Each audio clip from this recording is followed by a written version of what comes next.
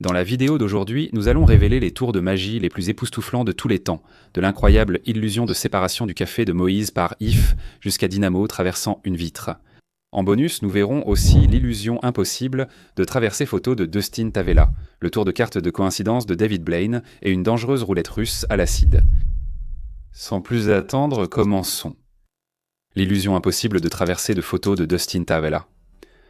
Faisons un rapide récapitulatif de ce qui s'est passé pendant la performance. Au début du tour, le magicien invite Terry et Heidi sur scène. Il leur demande alors de tenir un rideau devant la photo sur le cadre.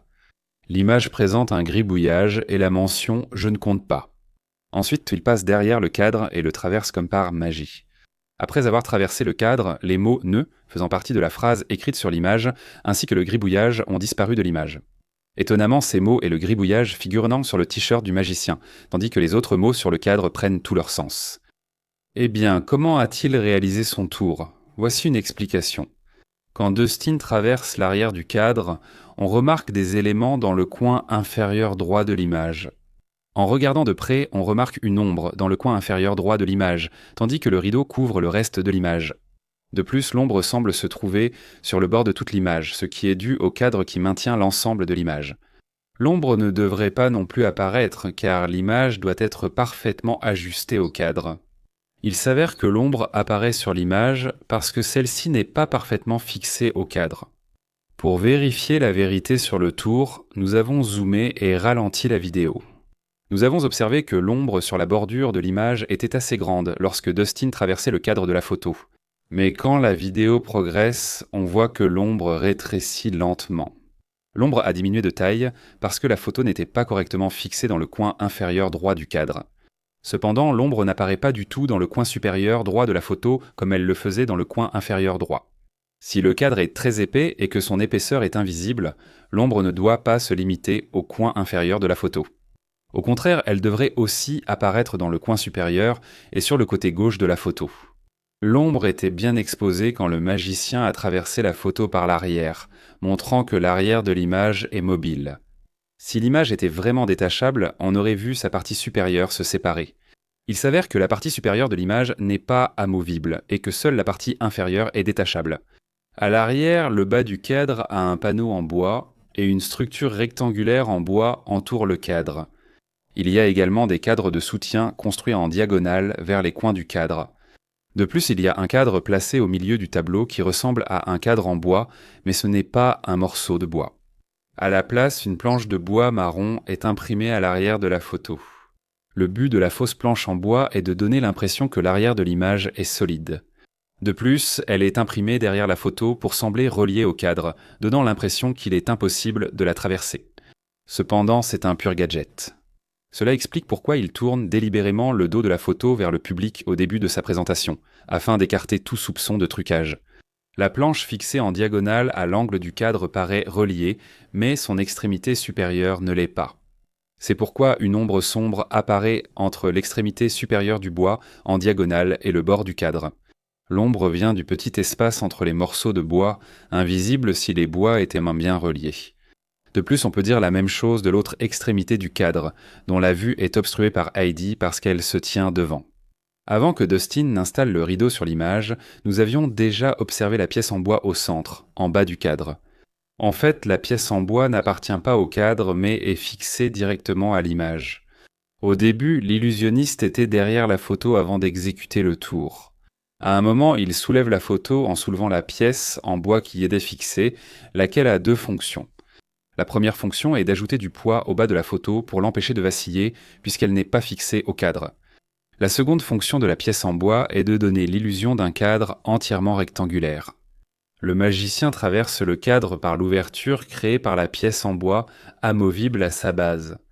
De plus, lorsqu'il a soulevé la photo, il l'a courbée mais a évité de la plier, car la plier aurait provoqué une marque de pli dessus.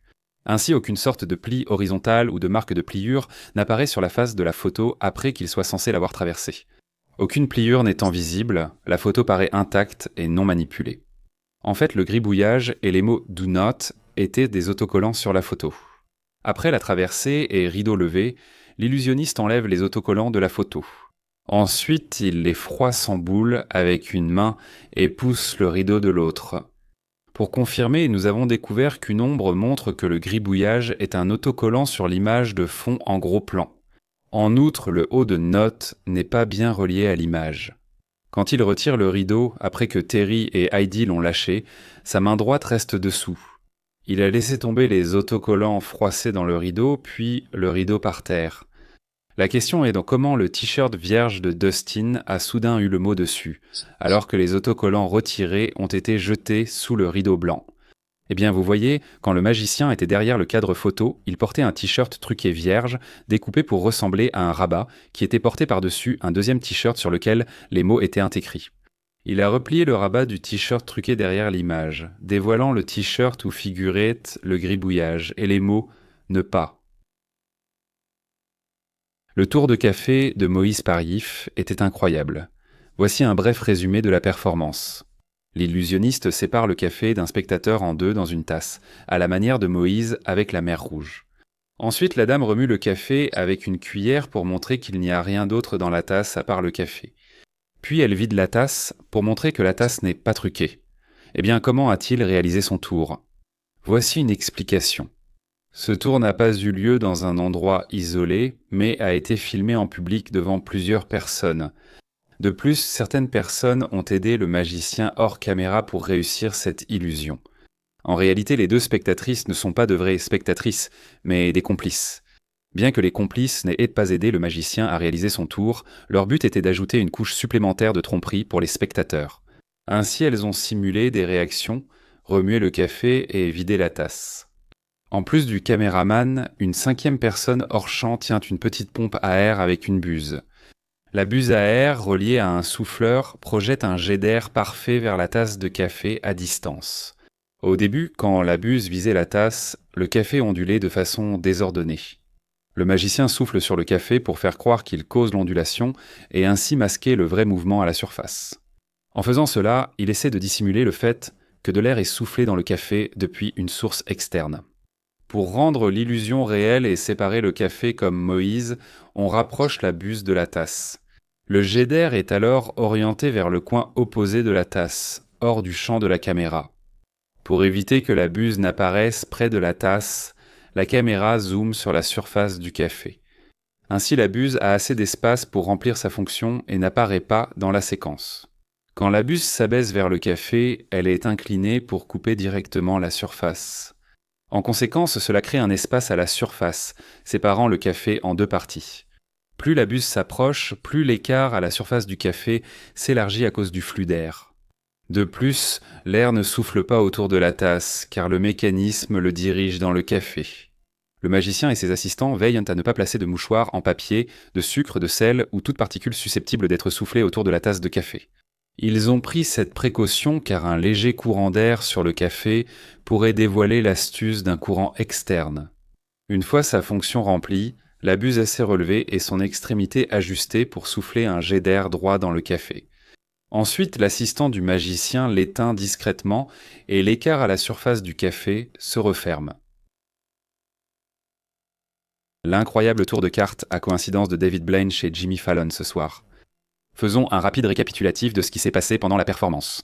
Au début du tour, David demande à l'animateur de vider une boîte de cartes, face vers le bas, puis de les tenir dans sa main gauche. Il a aussi donné un jeu de cartes à chaque spectateur et leur a demandé de suivre les instructions de l'animateur. Ensuite, il demande à chacun de couper des cartes et de montrer celles qu'ils ont coupées. Après avoir coupé leur jeu, chaque spectateur montrait des cartes aléatoires à la caméra. Ainsi, cela montre que les jeux ne sont pas remplis de cartes similaires. Ensuite, il leur dit de garder cette partie du jeu face visible dans leur paume. Il leur demanda ensuite de placer les cartes face visible sous le jeu. Il leur demande ensuite de prendre les 5 premières main cartes face cachée, de les garder dans leur paume et de se débarrasser du reste. Par la suite, le magicien demande à Jimmy de choisir quelqu'un dans le public. Après avoir sélectionné un spectateur au hasard, David lui demande d'annoncer un nombre entre 1 et 5. L'homme choisit le 4, alors l'illusionniste demande à tout le monde de prendre la 4e carte dans leurs mains et de la cacher dans leur poche. Le magicien demande alors à tous de jeter leurs 4 cartes restantes par terre. À ce stade, il ne reste à chacun que la 4e carte cachée plus tôt. Ensuite, le magicien fait disparaître une aiguille à travers la paume de Jimmy et fait coller une carte à sa paume. Quand Jimmy montre la carte au public, étonnamment, tous sont le 5 de cœur. Eh bien, comment a-t-il réalisé son tour ? Voici une explication. Il s'avère qu'il y avait une préparation avec les cartes avant le spectacle. Dans la préparation, 5 cartes étaient tournées penlées face vers le haut, puis le 5 de cœur était placé comme la deuxième carte de la séquence. Ces cartes étaient imposées face visible sur le paquet. Ensuite, les 3 cartes à double dos sont placées au-dessus des 5 cartes, face visible pour les recouvrir et donner l'impression que tout le paquet est face cachée. Une fois les cartes alignées, elles forment 2 paquets. Le paquet du dessus a 3 cartes à double dos, la deuxième couche 5 cartes forcées. Cependant, le reste de ce paquet de base n'a pas d'ordre particulier. Cela explique le caractère aléatoire de leurs cartes lorsque David leur demande de couper leur paquet et de montrer la face des cartes sur lesquelles ils sont tombés. Pendant le tour, le magicien leur demande de couper et retourner le paquet, après avoir suivi ses instructions. Les spectateurs ont ensuite dû étaler le paquet retourné en ignorant les premières cartes face visibles jusqu'à atteindre les 5 premières cartes face cachées. À ce moment, on voit clairement que les 5 premières cartes vues par le spectateur sont celles placées face visible lors de la préparation. En réalité, chaque membre du public finit par obtenir exactement ces 5 mêmes cartes, simplement parce qu'ils ont tous suivi les mêmes instructions avec des jeux de cartes préparés de la même manière. Vous avez peut-être remarqué que le 5 de cœur est la 4e carte, suivie en dessous des 3 cartes à double dos. Quel que soit le nombre choisi par le spectateur, tous auraient eu la même carte. C'est parce que, comme nous l'avons vu plus tôt, ils ont tous les mêmes cartes, dans le même ordre. David Blaine a mis de l'adhésif sur la carte de Jimmy avant de la lui rendre, expliquant pourquoi les cartes collent à sa main. De plus, quand le magicien prétend faire disparaître une aiguille sur le bureau de l'animateur, elle ne disparaît pas réellement. L'aiguille s'est placée derrière la carte collée à la paume de Jimmy. Lorsque l'illusionniste retire la carte de sa paume, on remarque un léger scintillement, car l'aiguille est attachée à la carte. L'aiguille n'a pas transpercé sa paume, car il n'a pas frappé verticalement sur l'aiguille. Il a simplement retiré légèrement sa main. Cela a fait que l'aiguille s'est pliée en angle lorsqu'elle a touché sa paume et s'est retrouvée coincée entre la carte et sa main. La roulette russe acide de Paige Thompson. Faisons un rapide récapitulatif de ce qui s'est passé pendant la performance. Lors de son tour, la magicienne met de l'acide nitrique dans un verre et de l'eau dans les 3 autres. Ensuite, elle place les 4 verres sur un plateau rotatif et fait tourner le plateau, de sorte qu'il est impossible de différencier les liquides simplement en les regardant. Ensuite, elle demande à Penn de choisir 2 verres qu'elle boira. Il prend les verres 2 et 4. Elle boit dans le 4e verre, qui est de l'eau, mais avant de boire dans le numéro 2, le juge lui fait choisir le numéro 1. Quand elle l'a fait, il s'est avéré que c'était aussi de l'eau.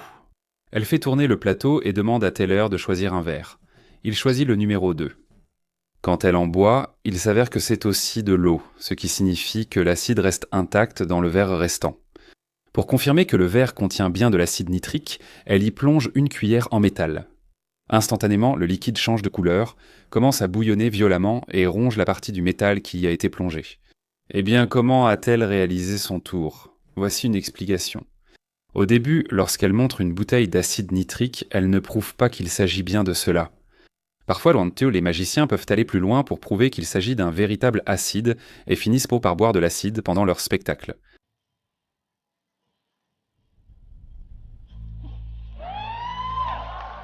Blague à part, si elle ne l'a pas prouvé, c'est parce que tous les verres contenaient de l'eau, y compris la bouteille d'acide nitrique. C'est pourquoi elle pouvait boire dans n'importe quel verre sans risque. Même si la cuillère en acier inoxydable a semblé fondre après le changement de couleur et l'ébullition violente du liquide, ce n'était pas de l'acide nitrique. En réalité, c'était une illusion donnant l'impression que la cuillère fondait, mais ce n'était pas le cas. Bien que la réaction ait eu lieu dans la tasse, elle n'impliquait pas un acide et un métal. Nous avons remarqué des choses étranges concernant la cuillère qu'elle sort avant de la mettre dans le verre. Un pli se trouve là où le manche rejoint la tête de la cuillère et il a une fonction précise. Après avoir mis la cuillère dans la tasse, nous la voyons l'appuyer contre le fond pour la casser. Après avoir séparé la tête du manche, elle enlève la cuillère. Elle appuie sur la cuillère pour la casser à cause du pli mentionné plus tôt. Ce pli s'est formé sur la cuillère à force de la plier à plusieurs reprises. Les faux médiums, comme l'embarrassant Uri Geller, ont essayé d'utiliser ce genre de tour pour faire croire à leur public qu'ils avaient des pouvoirs psychiques. Ces individus utilisaient de fausses cuillères pour réaliser de fausses illusions et ont été démasqués par le légendaire James Randi. Pour faire bouillonner l'eau avec le métal, Page a mis un Alka-Seltzer derrière la cuillère. Ce comprimé combine bicarbonate de sodium, acide anhydre et aspirine. Il soulage brûlures d'estomac, maux d'estomac et indigestion acide. De plus, elle a mis un colorant alimentaire, proche de la couleur de l'iode, derrière la cuillère. Les deux substances ont été déposées lorsque la cuillère a plongé dans l'eau. Quand le comprimé est mis dans l'eau, il fait des bulles, évoquant une réaction chimique entre la cuillère en métal et l'acide nitrique. Pour montrer que ce n'était pas la réaction de l'acier inoxydable avec l'acide nitrique, ce dernier ne dissout pas entièrement l'acier inoxydable en 1 minute à température ambiante. Ainsi, la réaction chimique censée réalisée par le magicien n'est pas possible dans ces conditions. L'illusion impossible de marche à travers une fenêtre de dynamo. Faisons un rapide récapitulatif de ce qui s'est passé lors de la performance. Dans ce tour, le magicien traverse magiquement la vitrine d'un magasin sous la couverture d'un manteau. Eh bien, comment a-t-il réalisé son tour ? Voici une explication. L'homme au manteau et le gars en costume sont complices du tour, mais pas les autres sur scène. Cependant, les personnes debout devant la boutique sont des complices placés là pour faire croire aux spectateurs que Dynamo a réalisé une vraie magie. Bien qu'il n'y ait aucun passage visible sur la vitre où l'on peut le voir passer à travers, il y avait une mise en place impliquée.